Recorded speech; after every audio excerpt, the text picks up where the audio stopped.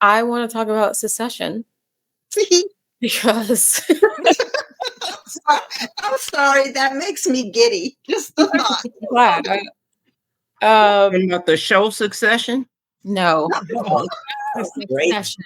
Secession. Secession. Oh, okay. Because the last 2 weeks have been exhausting and scary. The whole Yeah. year has been exhausting and scary, but the last 2 weeks just ratcheted it up. And we have never been more divided as a country. I think the last time I thought of us as a united country was in the days following 9/11. Yeah. And that was 25 years ago. Oh, yeah. Or 24 years ago. Half these states are a danger to the rest of us. Mhm. And I'm sick of it. It's either like I need to leave this country or we need to break up. So Maureen's topic is a great segue into this chart that I want to show.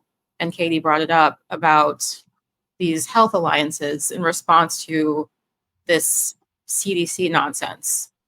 So I saw this map, saw the yellow highlight on the left on the West Coast and the blue highlight on the East Coast. And I'm like, this looks like a divided country. Mhm. We have formed coalitions to take care of the health of the residents of these states, because our government is putting us in danger. It's like, why don't we just make this permanent? Maybe add a few more to each of these coalitions and start our own countries. I mean, I would love to merge the West Coast and the East Coast and have just one big country, but that's a whole separate topic. There's a poll from 2024, and I would be really curious to see how the numbers would be today. But a poll from 2024, how many Americans want their states to secede?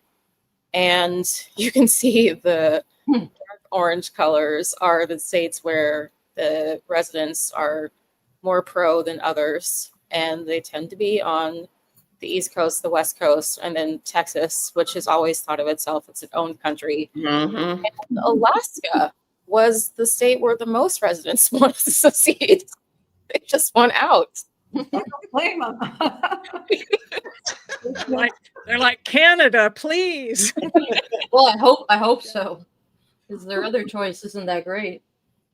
So I'm curious if I could see a show of hands, how many people would be willing to consider the idea of seceding from?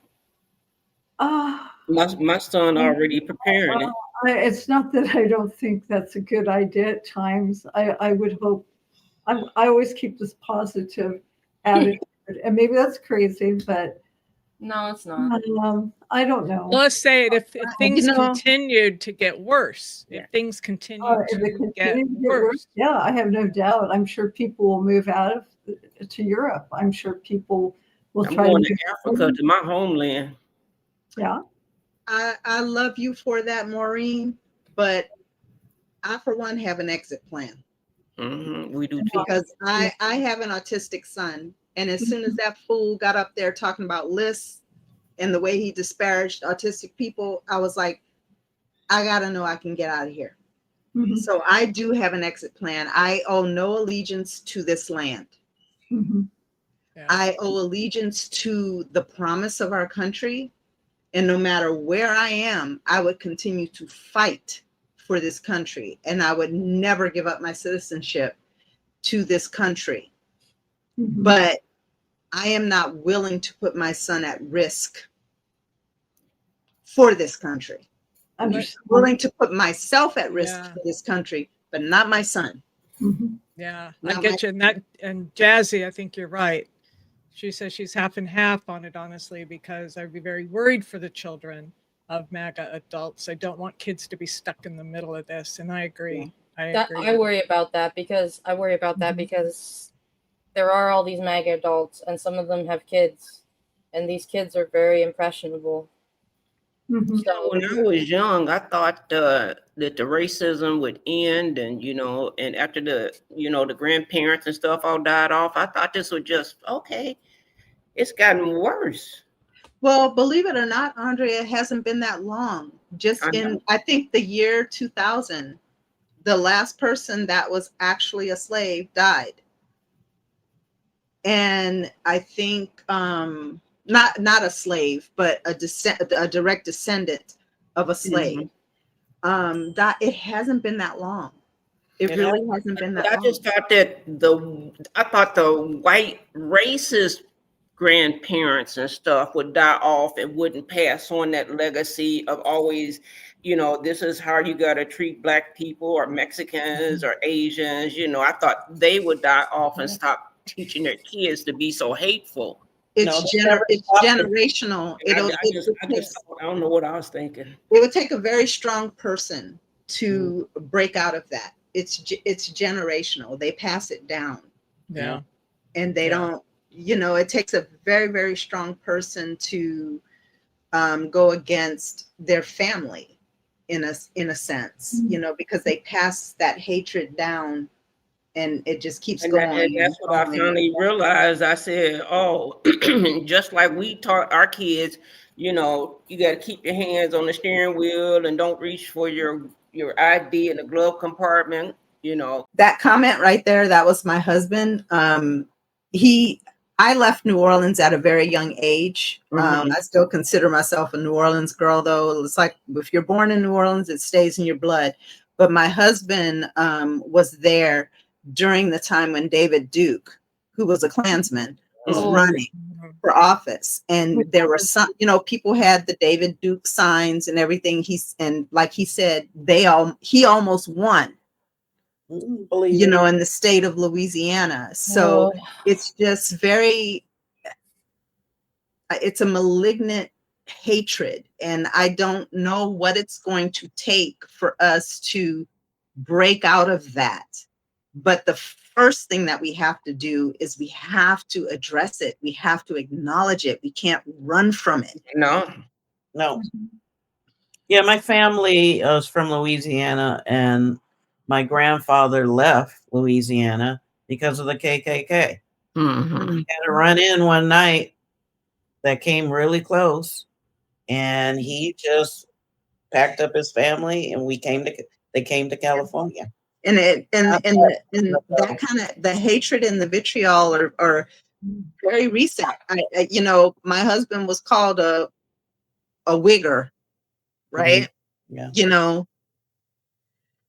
But I remember being in Stone Mountain in Atlanta. My husband, I went to a lot of conferences and did business there. And then I started hearing the stories and being there. And I said, I don't want to come here anymore. No. It looks innocent, right? Until you start talking to people and hear the truth, and it still exists. And they have things there. My husband and I climbed to the top, and that was before we knew the history of it. We climbed to the top. And we left Alabama, and a lot of people in Alabama went to Chicago and New York and Indiana. But those Indiana and Ohio, the places are still very racist. Yeah. That's when I walk down the street and get called the N-word. Yeah, when I was in Texas, I was shocked. Like I was in Austin, Texas. But as soon as you leave, there were a lot of Confederate flags around. Right. That's scary. Yeah. I'm an hour out of Austin. Go Keisha. Go Keisha. Go Keish. One more time. Oh, okay. I lived in Stone Mountain as a kid, and I didn't know anything about the history, but I felt something weird in the air. And then when I found out it used to be a KKK headquarters, everything made sense. That's scary. Where did you say you were from? I'm not from there, but I was talking about Stone Mountain. Okay. I agree. It's a strange feeling. It's all it is. when you are faced with it. I wasn't faced with it, but hearing the story and seeing what was going on. And So I know we're about to wrap up this segment. I wanted to talk about whether or not secession is actually even possible. So I have one last slide. So Justice Scalia said that we probably can't secede. But what we can do is begin the process of seeking a mutually agreed upon parting of the ways. And that process does actually exist. This is something the Supreme Court decided in 1868. And skipping down to the last highlighted paragraph, that ruling did suggest another way a state might succeed is through revolution. I'm down. Obvious. But if civil unrest becomes extreme and the state and the nation simply agree to part ways to minimize the damage, secession is possible. I would love for California to become part of Mexico again. I wouldn't be mad at that. Yeah, that'd be great. Texas, yeah. But Abbott, he loves Donald Trump. Come on over to California, Andrea. I know. I lived there 5 times. Like, they got to lower the rent for me to come over there. It is expensive. I tried to live there I've been there 5 times. I said it's cheaper to buy an airplane ticket and go and come back and then to stay there. So that's what I do now. I just go and visit and leave. You see what my husband said, Andrea? We got a room for you. We got a room for you, Mama. Come on over.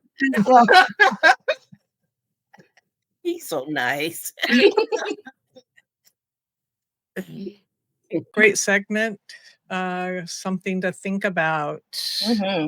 Well, didn't Taylor Greene say something like that? Like a amicable divorce or something like that? Marjorie Taylor Greene. Okay with it. Maggot. They call it no fault divorce. Yeah. No fault. Fair. There's not going to be anything agreeable because they're not going to let go of the money of California. No way. No way. No way. Yeah, no way.